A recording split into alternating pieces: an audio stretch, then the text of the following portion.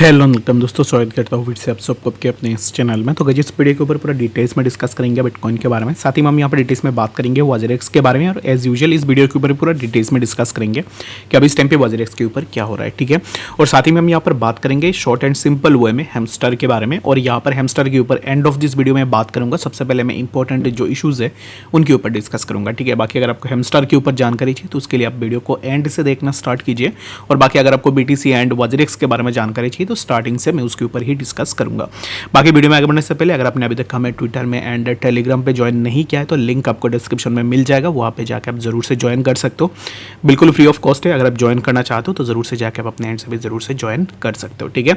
तो निश्चल की तरफ से एक रेस्पॉन्स हमें देखने को मिला है। ये जो लेटर यहाँ पर वाजरेक्स ने अपलोड किया था अपने ट्विटर हैंडल के ऊपर, और इसके ऊपर क्या लिखा हुआ था उसके ऊपर हमने ऑलरेडी डिस्कस भी कर लिया। और अब इस टाइम पे यहाँ पर इसी चीज़ के ऊपर निश्चल ने यही बताया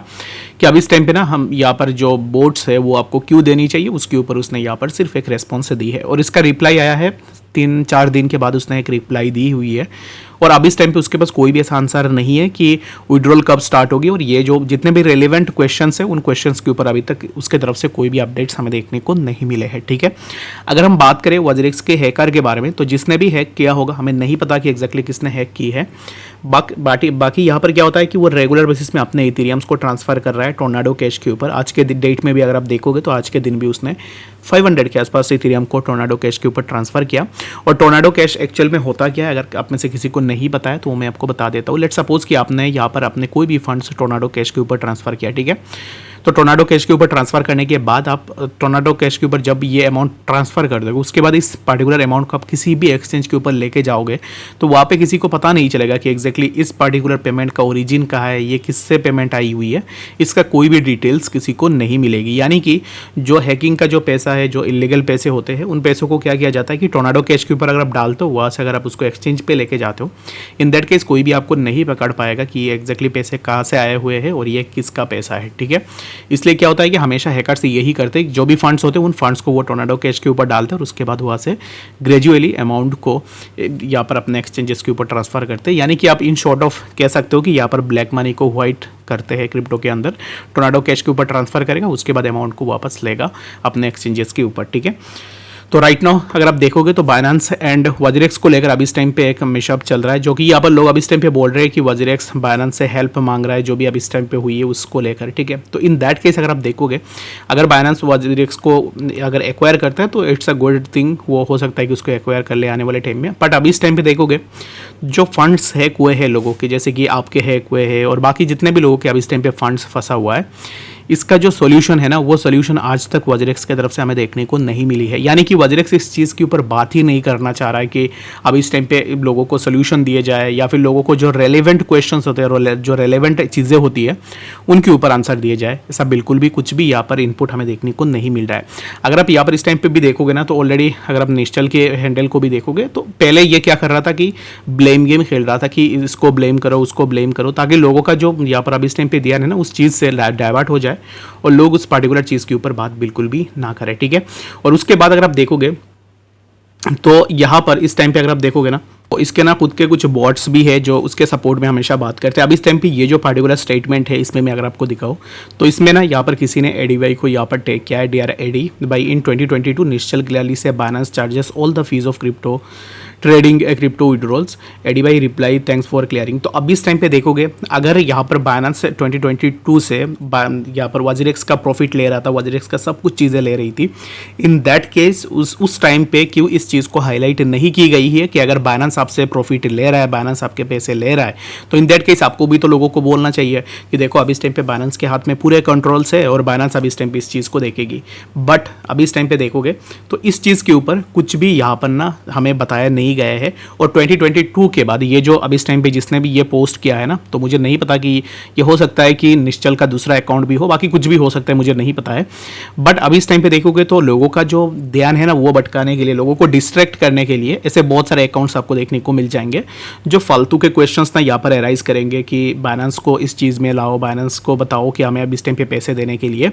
और जब बाइनेंस, अगर यहाँ पर बाइनेंस आपसे ट्रेडिंग फीस ले रहा था, आपके प्रॉफिट से ले रहा था, इन दैट केस आपने 2022 से अभी इस टाइम पे 24 चल रहा है, यानी कि आप इस इशू के ऊपर पहले भी बात कर सकते थे कि देखो हमारे जो भी फंड्स है उन फंड्स के जो भी प्रॉफिट निकल के आ रहे हैं वो प्रॉफिट्स अभी इस टाइम पे बाइनेंस ले रहा है, पर इसके ऊपर कोई भी अपडेट ना यहाँ पर वजीरेक्स ने लोगों को नहीं दी है। और अभी इस टाइम पे जब हैक हुई है, जब लोग अभी अपने पैसे मांग रहे, इन दैट केस यहाँ पर ना हमें ये जो क्वेश्चन एंड आंसर्स देखने को मिल रहे हैं। और मुझे एक चीज़ अभी इस टाइम पे आप लोग खुद ही बताओ कि अभी इस टाइम पे हैक हुई है, आपके फंड्स वजीरेक्स से हैक हुई है, ना कि आपके फंड्स बाइनेंस से हैक हुई है।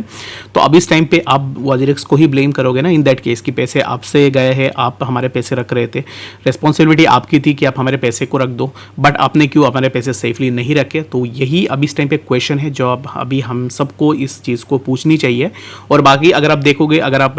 बाइनेंस को इस चीज़ के ऊपर ड्रैग करोगे, बाइनेंस को लेकर आओगे, तो यहाँ पर इसमें कुछ भी नहीं होगा, इसमें फ़ायदा होगा वजीरेक्स का ही, क्योंकि अभी इस टाइम पे वजीरेक्स यही चाहेगा कि लोगों का जो ध्यान है ना, लोगों को डिस्ट्रैक्ट किया जाए उस पर्टिकुलर चीज़ से और बाकी किसी दूसरे बंदे के ऊपर इस चीज़ का यहाँ पर ना जो भी अभी इस टाइम पे मोमेंटम है उसको भेज दिया जाए, ताकि क्या होगा कि लोग अभी इस टाइम पे बाइनेंस के पीछे पड़ेंगे कि बाइनेंस हमें अब पैसे दो। और ये बहुत इलॉजिकल सी चीज़ है, अगर पैसे आप मेरे पास रख रहे हो, अगर आपने मुझे ट्रस्ट किया, बताया कि भाई मैं आपको ये पैसे दे रहा हूँ, ये आप अपने पास रख लो, मैं आपसे बाद में ले लूँगा।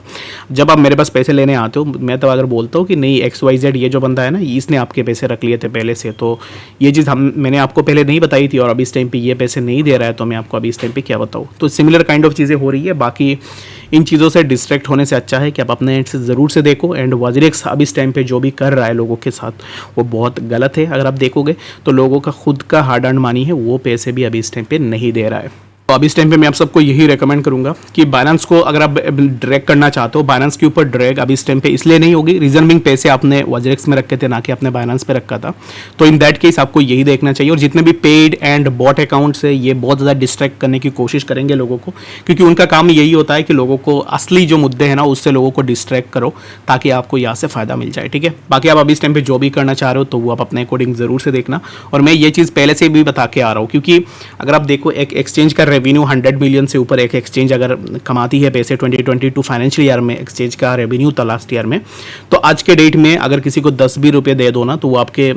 यहाँ पर सपोर्ट में बात कर देगा, इसमें कोई बड़ी बात है नहीं। तो अभी इस टाइम पे all we need is that कि अभी इस टाइम पे हमें इस चीज़ को देखनी है कि अभी इस टाइम पे जो भी चीज़ें हो रही है लोगों को अपने पैसे मिल रहे हैं या नहीं। अगर आपका बाइनेंस के साथ डिस्प्यूट है, उसमें हम क्या करें इस चीज़ के ऊपर, क्योंकि ये आपके 2022 से आपने उसके बाद बताया था कि नहीं अभी इस टाइम पे तो सब कुछ सही हो गई है। अगर बाइनेंस आपके फीस ले रहा था, आपका जो प्रॉफिट है वो ले रहा था, इन दैट केस पहले भी आपको लोगों को बता देनी चाहिए थी। तब लोग क्या करते कि अपने फंड्स को विड्रॉ कर लेते किसी दूसरे एक्सचेंज के ऊपर। और अगर आप सबको याद होगा, अगर आप पहले से मार्केट के ऊपर हो,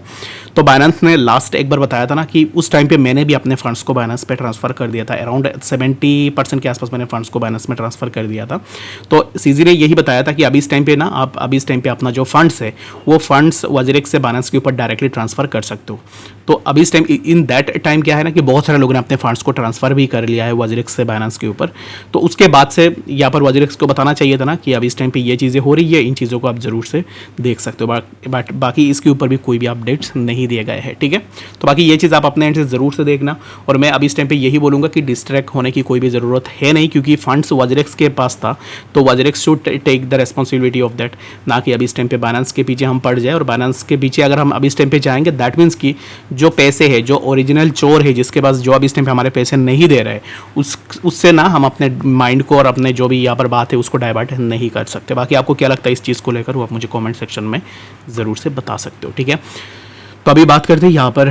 हेमस्टर के बारे में। तो बहुत सारे लोग बोल रहे थे कि हेमस्टर के ऊपर बताओ। तो हेमस्टर में अगर आप देखोगे ना, तो ऑलरेडी यहाँ पर बाइनेंस ने अनाउंस किया है कि वो अभी इस टाइम पे हेमस्टर को लिस्ट करेगा, जिसके ऊपर हमने कल भी डिस्कस किए थे। अगेन अगर आप देखोगे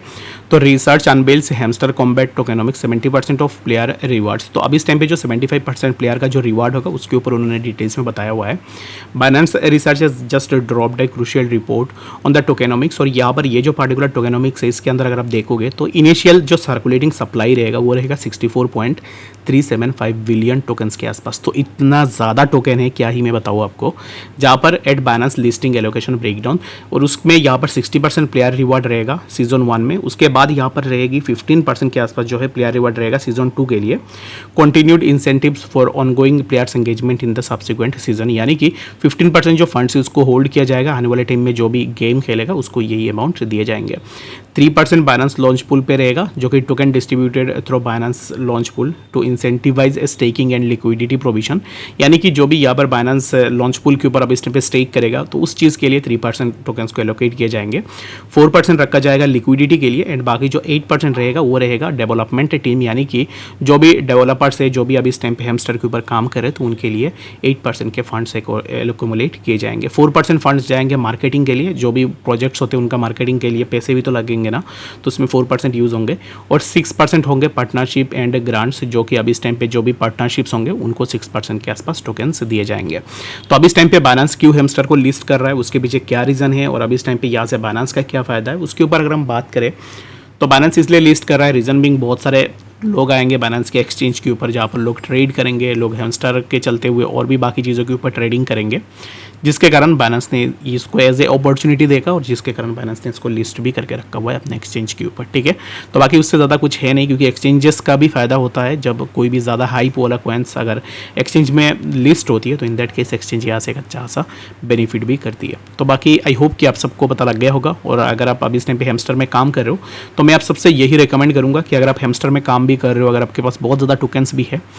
तो 90% या फिर 80% टोकन्स को आप सेल कर सकते हो जब लॉन्च होगी, क्योंकि लॉन्च होने के बाद ही आप देखोगे कि डायरेक्टली लोग यहाँ पर सेल करना स्टार्ट करेंगे, क्योंकि हैमस्टर में ऐसा कोई भी नहीं है, बहुत कम लोग ऐसे हैं जो अब इसको बाई करेंगे। तो maximum number of people will sell Hamster, जो कि आपके लिए बेनिफिशियल रहेगा कि आप भी अगर इसको सेल कर दो टाइम पे, ताकि आपको एक अच्छा सा प्रॉफिट भी मिल जाए। तो आई होप कि आपको बातें समझ में आ गई होगी। बाकी मिलेंगे नेक्स्ट अपडेट्स के साथ, तब तक के लिए गुड बाय।